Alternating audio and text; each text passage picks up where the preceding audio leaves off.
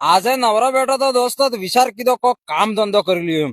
પછી કીધું કામ ધંધો કોણ કરે નાનો મોટો, આપણે તો બિઝનેસ ખોલંગાય.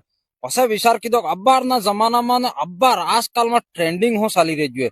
પછી મારી ખોપડી સાજી કે અગર બેણેસર મેળામાં એક દાડામાં 30 થી 40 બસ ફૂલ પસાવા પેલો અસ્થિ વિસર્જન કરવા આવી, તે એક બસમાં 60 થી 65 મનકા આવે.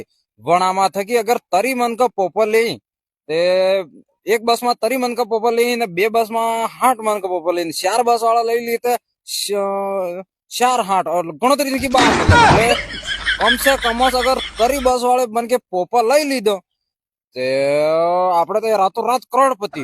એટલે કાલ થઈ મોજ આવી રહી જાવ બેણેસરમાં પોપો વેચવાનો ધંધો કરવા. તમે બી મારા હાથે જોડાઈ જાવ બિઝનેસમાં.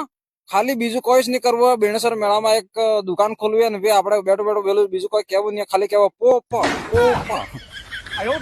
એકદમ મસ્ત ધંધો એમ કોણ બોલો હે ને આપડા ઇન્ટેલિજન્ટ વાળા ખોપડે ને. તમે કમેન્ટ કરીને કહો કે તમે વાસ્તવિકમાં એવો મનકો મતલબ આ બાર આપણા વાગડ ક્ષેત્રમાં કે બસ ભરી ભરી મનકા આવતો દીટો ને જે મનકામાં હર બસ માં પોપો વોઇસ કરે પોપો પોપો.